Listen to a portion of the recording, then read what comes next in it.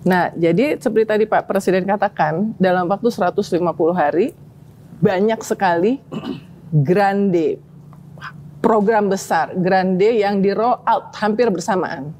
Dan ini juga menimbulkan kekagetan mungkin, karena wah dalam waktu 130 hari, seperti di buku, ada Danantara, ada MBG, ada segala macam. Sudah ada harga pupuk, kemudian pertanian, oke. Tapi 130 hari Presiden Prabowo juga diwarnai oleh demonstrasi. 22 Agustus, peringatan darurat, mahasiswa dan civil society mendemo karena parlemen pada saat itu melakukan upaya-upaya untuk menggagalkan merevisi putusan MK yang berkaitan dengan undang-undang pilkada. Sikap dari aparat masih abusive. Termasuk juga demo berkaitan dengan pembahasan rancangan undang-undang TNI. Jadi pertanyaan saya Pak, satu, bagaimana Presiden melihat demo mahasiswa dan civil society dan penanganan oleh aparat yang masih abusive, jelas-jelas bahkan petugas medis aja kena kasus kekerasan, ambulans dibelokkan ke Polres, ya, terutama yang belum lama ini ya, yang RUU TNI. Kedua, apa sih urgensinya RUU TNI harus dibahas begitu cepat? Ini kan masuk proleg nasional 2025 18 Februari. 20 Maret itu sudah sidang paripurna. Jadi apa sebetulnya urgensi bahwa undang-undang TNI harus segera direvisi? Dan sampai hari ini Pak, in the spirit of accountability dan transparansi, sampai hari ini tidak ada yang bisa mengakses draft RUU TNI yang sudah disahkan di paripurna. Kan nanti 30 hari Presiden mesti tanda tangan ya, apakah akan ditanda tangan. Karena kekhawatirannya adalah yang disahkan, yang disetujui di paripurna, yang selama ini digembar-gemborkan pasal 7, pasal 47 ya, sama 53 kalau saya nggak salah ya. Rakyat juga khawatir jangan-jangan nanti yang ditandatangan sama Presiden berbeda. Seperti waktu kasus Undang-Undang Cipta Kerja. Apa yang disahkan di paripurna ketika jadi undang-undang itu ada pasal yang berbeda. Nah, jadi gimana Presiden melihat bahwa 150 hari ini juga diwarnai demo yang cukup besar. Bahkan demo yang terakhir ada di 58 kota, Pak. Kota-kota kecil yang biasanya nggak ada demo, itu ada demo. Kedua, apa urgensi mempercepat? Kenapa tidak rancangan undang-undang perampasan aset misalnya? Karena Presiden sangat concern terhadap korupsi. Di buku Bapak Gagasan Prabowo halaman 195-196, Bapak mengatakan bahwa setiap negara yang tidak mampu mengatasi korupsi di pemerintahannya, negara itu akan bubar. Nah, ini kan ada yang urgent sebetulnya, dan Bapak selalu di pidato mengatakan itu. Mungkin itu yang ingin saya tanyakan, Pak. Baik, ya. Masalah demo adalah biasa. Dalam negara sebesar kita, kan kita sudah sepakat berdemokrasi. Orang berdemo itu dijamin oleh Undang-Undang Dasar. Hak berkumpul, hak berserikat, dan sebagainya. Jadi, itu menurut saya biasa. Kalau ada abusive, ya kita harus investigasi dan kita harus proses secara hukum kalau abusive. Tapi Mbak Uni harus tahu. Coba perhatikan secara objektif ya, kita jujur ya. Apakah demo-demo itu murni atau ada yang bayar? Harus objektif dong. Iya kan? Pertama, ada demo melawan efisiensi. Demo katanya dana pendidikan akan dikurangi. Demo, jadi harus objektif. Kita bukan anak kecil, Mbak Uni. ya kan? Kita hormati hak untuk berdemo, asal demonya damai, tidak mau menyulut kerusuhan. Nah, kalau bakar-bakar ban itu bukan damai. Dan kenapa abusif? Kita punya pengalaman. Saya mantan petugas keamanan juga. Kadang-kadang petugas dilempar plastik kencing. Kadang-kadang petugas dilempar plastik isinya kotoran manusia. Ya. Jadi selalu dalam pengelolaan suatu negara kita waspada. Apakah ada kelompok-kelompok atau kekuatan-kekuatan asing yang ingin adu domba? Ini berlaku lazim. Data-data keluar sekarang. Pemerintah Trump membubarkan USAID. Dan di situ ketemu bukti-bukti bahwa USAID membiayai banyak LSM-LSM di mana-mana. Bahkan ini kan keluar semua. It's public knowledge, Mbak Uni. Ya. Jadi saya mengajak kita berpikir dengan jernih, ya kan? Demo itu hak, tapi juga kalau demo dibuat untuk menimbulkan kekacauan dan kerusuhan, ini menurut saya adalah melawan kepentingan nasional dan melawan kepentingan rakyat. Demo kenapa? Bisa di London, di Amerika, di mana demo nggak usah merusak pagar, nggak usah merusak stasiun bis, terminal bis. Ini kan uang rakyat. Boleh demo di kampus, tapi jangan merusak fakultas. Ini uang rakyat.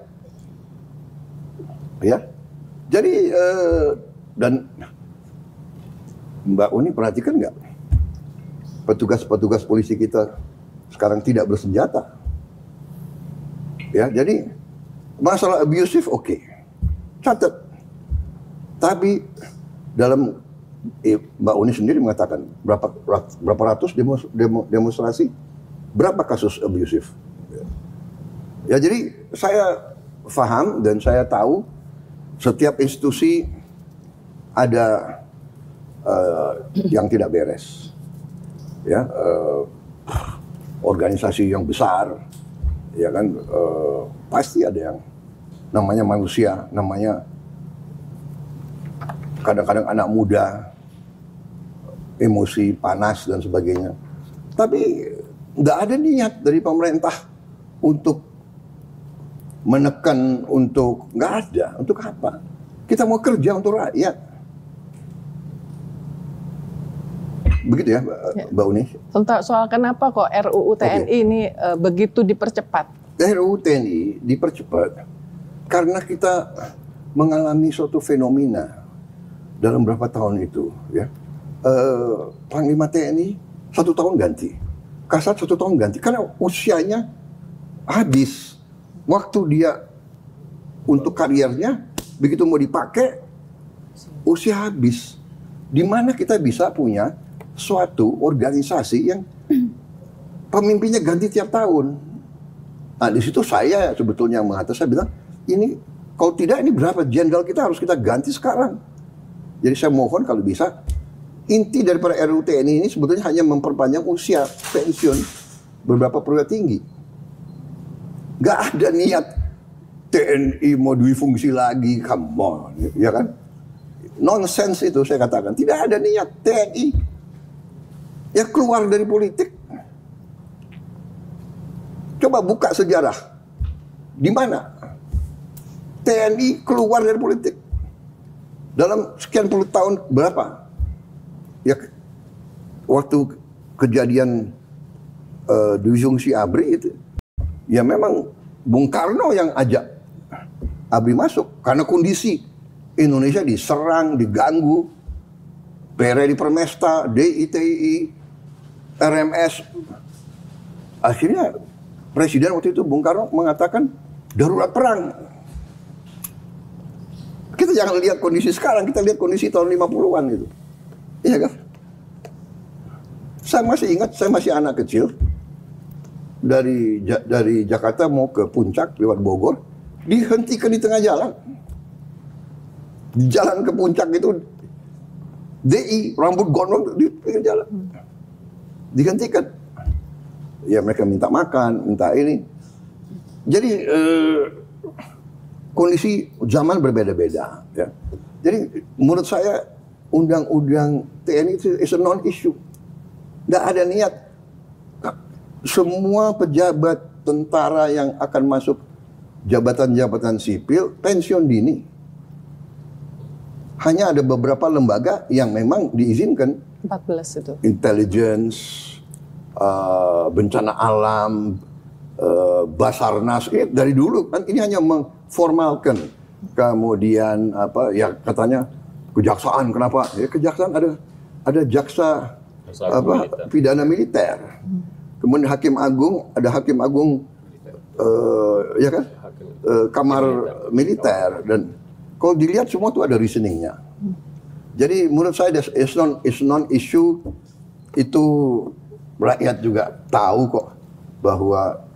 Tapi transparansi proses pembahasannya juga akan dipersoalkan. Itu yang memicu demo sebetulnya, Pak.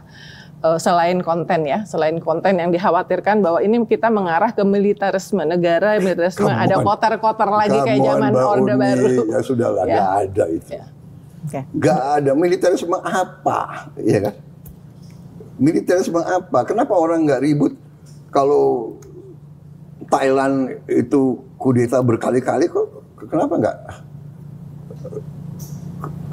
Anda ngerti? Nggak ada itu. Militarisme apa? Jadi, saudara, kalau Anda tanya secara objektif ya, bikin survei, tanya rakyat, lembaga mana yang paling dipercaya oleh rakyat? Jangan elit intelektual di Jakarta yang punya akses, yang ya kan, yang banyak punya pandangan-pandangan tertentu gitu ya. Menurut saya bias gitu loh. Selalu memandang dengan sakwa sangka, dengan curiga gitu. Memang TNI sih Pak, selama ini survei-survei mengatakan TNI. Cuman ada alasannya kenapa TNI itu nomor 1. Karena sejak reformasi TNI itu kembali ke barak. Itu dan kemudian lahir dari rahim rakyat. Jadi image itu yang membuat TNI itu selalu nomor 1 di survei. Nah, dikhawatirkan kalau misalnya makin banyak. Mbak Uni, yang bawa kembali ke barak siapa? Saya mau tanya. Reformasi. Yang bawa kembali TNI ke barak itu siapa? Pemimpin TNI sendiri. Ya. Ya. Okay. Kita sadar waktu itu. Pak Wiranto, Pak Yudhoyono, iya kan? Agus Wiradikusuma, termasuk saya yang dorong. Saya pertama di dalam TNI yang mengatakan civilian supremacy. Saya tunduk dan saya buktikan bahwa saya tunduk kepada pemimpin sipil. Saya diberhentikan oleh Pak Habibie, siap. Pada saya pegang pasukan terbanyak. Jadi jangan salah, jangan selalu pakai narasi yang selalu, ya kan? Menurut saya kita objektif, rakyat itu masih percaya sama TNI. Ya, baik. Karena apa? Tidak hanya itu. Kalau ada bencana alam, siapa yang pertama kali? TNI. Kalau ada ribuan orang mayat waktu di Aceh, siapa yang angkat? Jadi kita harus objektif yang benar. Siapa yang jaga republik ini? Malam Natal, tahun baru, ya kan? Lebaran, mudik, TNI, Polri, banyak ada kekurangan, ada unsur-unsur yang ya semua lembaga kita ada hal-hal yang tidak baik. Ini tanggung jawab kita bersama. Mari kita perbaiki. Saya tegas terus di TNI, di Polri, bersihkan diri kalian. Baik. Sebelum nanti saya ambil tindakan atas nama sebagai mandataris rakyat.